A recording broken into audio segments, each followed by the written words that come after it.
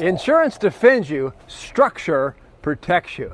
If you own a medical or dental practice, remember that line. Because one policy pays lawyers to fight, but the right legal structure decides whether a plaintiff can touch your money. I'm Kevin, also known as the Business Guy, the CEO of the Lawyers Limited Law Firm and Asset Protection Planners. And for 34 years, I've helped physicians and dentists keep what they've built.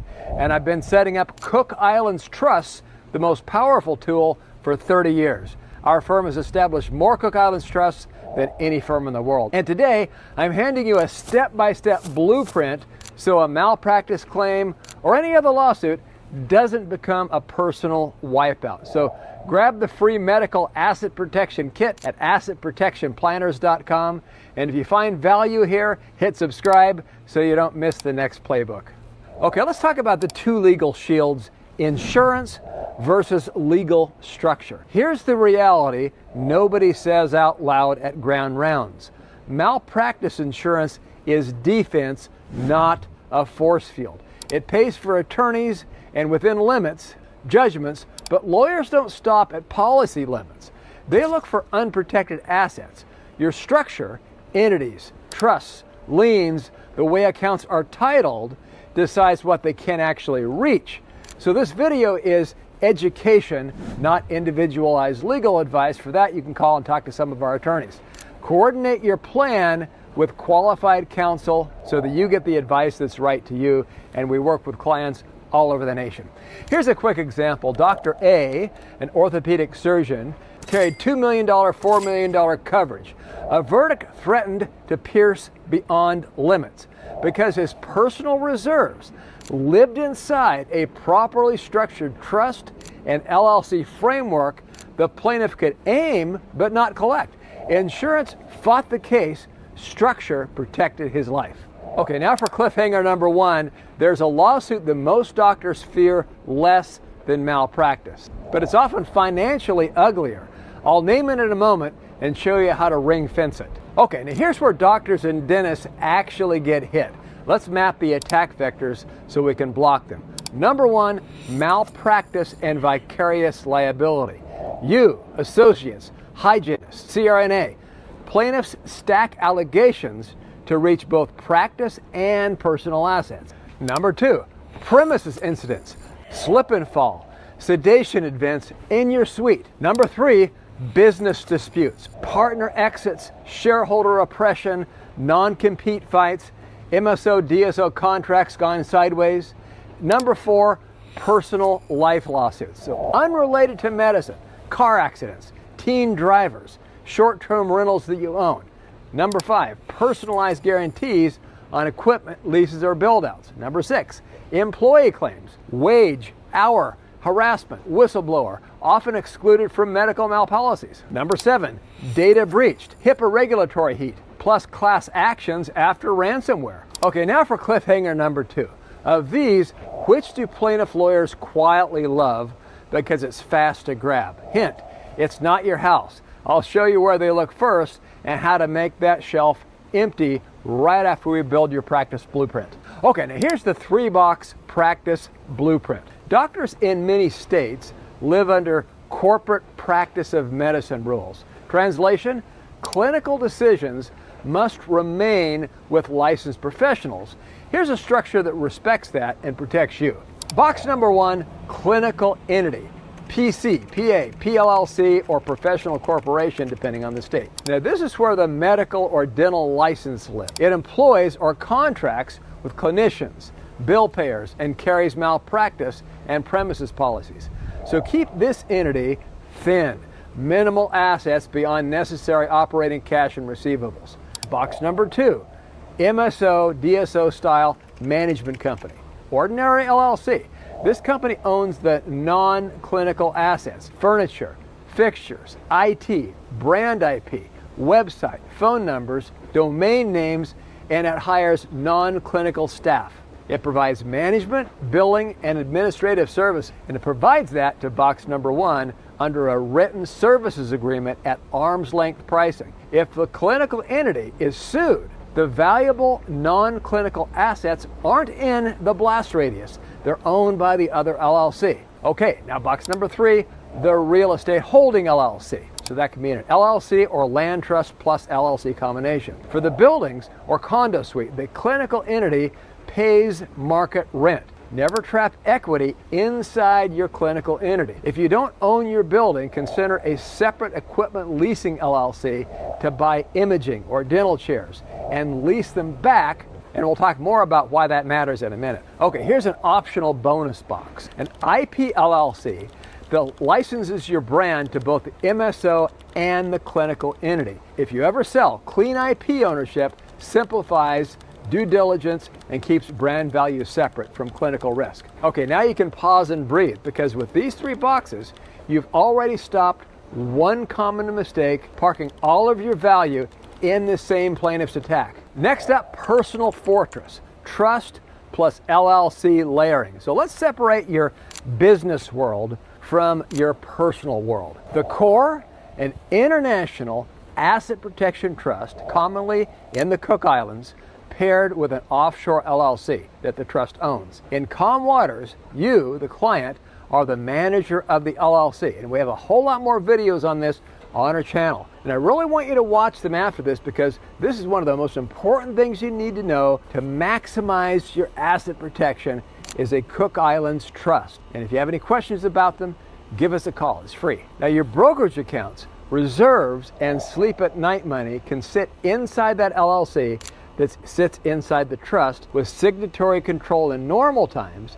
And if a lawsuit hits, our licensed bonded trustee company law firm steps in to shield you, temporarily replacing you as manager so a U.S. judge cannot order you to move assets. I mean, think about it. Courts take people's money every day. Our offshore trustee licensed bonded law firm that I've been setting up trusts with for over 30 years has impeccable integrity. When the danger passes, management then resumes, and that's the emergency brake feature. Not drama, just designed. Okay, so why offshore at all?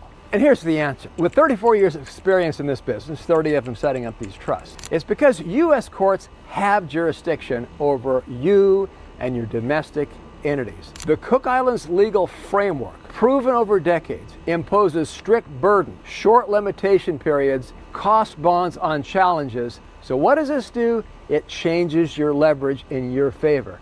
Settlement calls start sounding very reasonable. Okay, what about retirement plans? Keep maxing qualified plans. Many are protected by federal or state law, and some states don't protect IRAs at all, or very little, like California. The protection varies and distributions can be reachable. We treat retirement as a belt and the trust LLC structure as the suspenders. Okay, what about privacy? Title personal holdings through LLCs. Keep your home's title in a state-specific land trust. We set these up in all 50 states. The point is a layered approach. So if someone looks you up, they should find very little. Okay, cliffhanger number 3. There's a way to protect the building that you practice in, even if you already have a big chunk of equity trapped inside of it. It's legal, it's exciting, and it frustrates plaintiffs, and I'll show you in a moment. Okay, the fast grab target the plaintiffs love and how to starve it. Remember the hint? Plaintiffs love liquid account. They can garnish quickly. Operating accounts and accounts receivable. If your clinical entity holds fat receivables and excess cash, you've put dinner on the table for your opponent. Fix.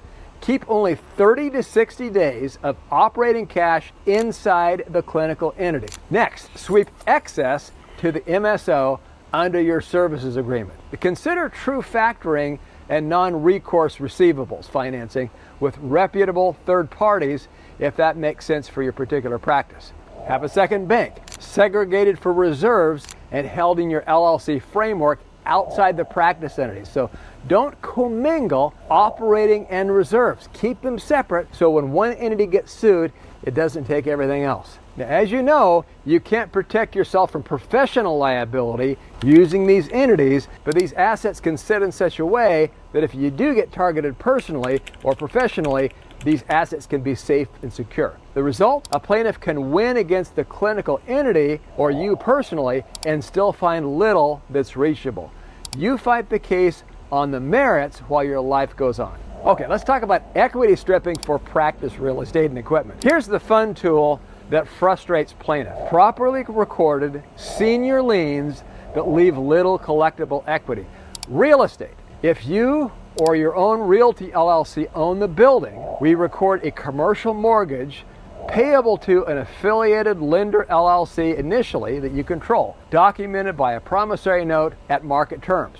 Then if needed, we get a third-party unrelated lender to purchase that lien, and then the proceeds are put into your offshore trust, and then the proceeds from that mortgage live in your trust-owned LLC bank account in your asset protection trust structure. So on paper, the buildings show little net equity for a creditor to chase. In practice, this can be the difference between let's settle and let's go to war. I've seen it many, many times. Okay, what about medical equipment? Create an equipment leasing LLC that buys the imaging suite, milling machine, or chairs, file UCC1 lien against the gear, and lease it back to the clinical entity. If the clinical entity gets sued, the gear is encumbered and less attractive to seize. Now important, all the liens must be real, properly documented, and commercially reasonable. Sham liens invite trouble. Our team structures and files these every day of the week. The details really matter. Okay, cliffhanger number 4, what if a court orders you to just bring the money back from your asset protection trust? Isn't that contempt? So stay with me and I'll show you how the manager switch feature answers that question. Next up, the offshore emergency brake explained. Let's address the elephant in the exam room. Judges can and do order debtors to repatriate assets. If you personally control the assets and refuse, the courts may hold you in contempt. And that's why control design matters. More than brochures and calm times, you are the manager of the trust LLC. When legal heat rises, our licensed bonded Cook Islands trustee company law firm steps in as manager. At that moment, you did not have legal authority to move assets. Even if a U.S. order says do it, you simply can't comply.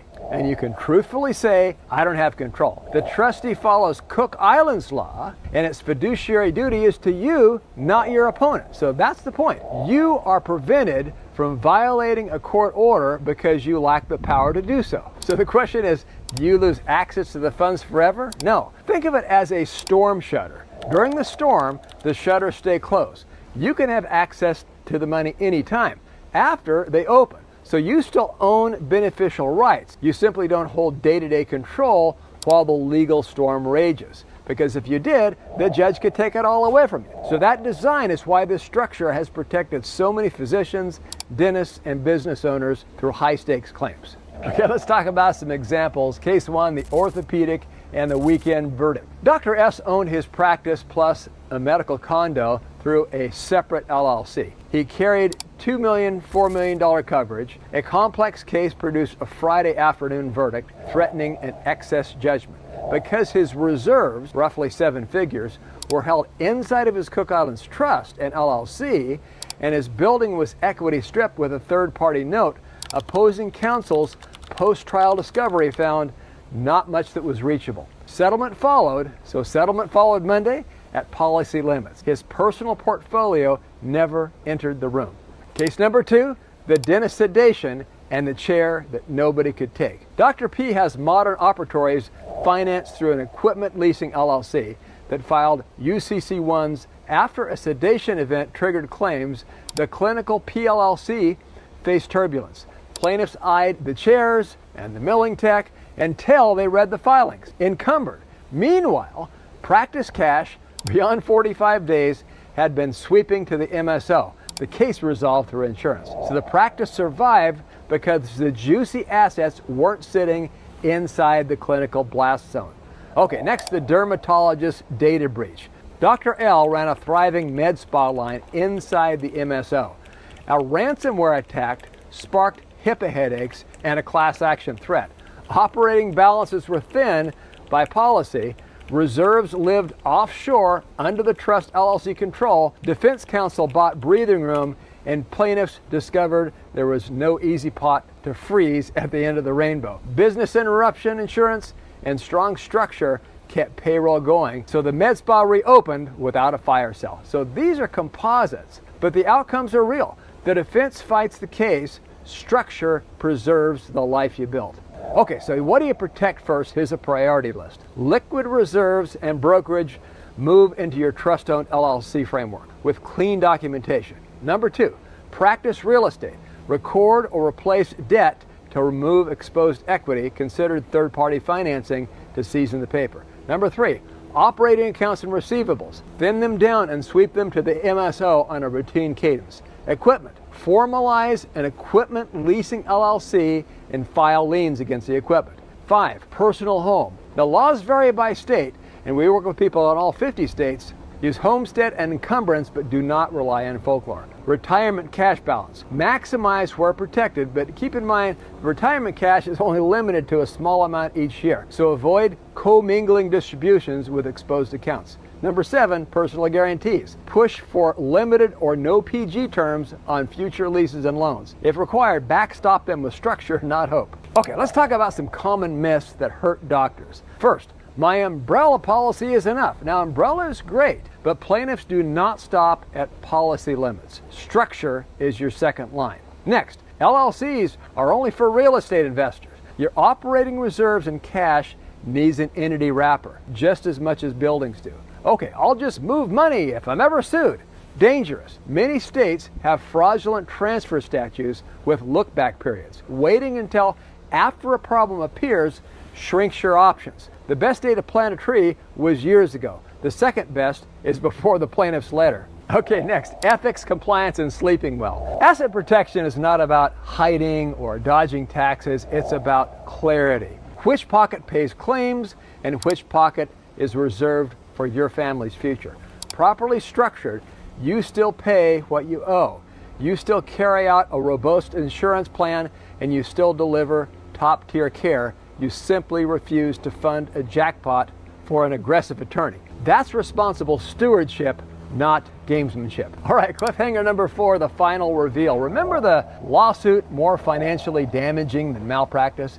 Here it is. Partnership and divorce disputes. They're emotionally brutal and financially messy. The same structure, entities, clean agreements, and the trust firewall keeps those fights from liquidating your life. Insurance doesn't cover them, structure does. So if you want the exact templates we use with the physicians and dentists, the entity charts, the services agreement, the checklist, and the lien worksheet, grab the free medical asset protection kit at assetprotectionplanners.com. And if this is helpful, subscribe now. We release playbooks like this every single week.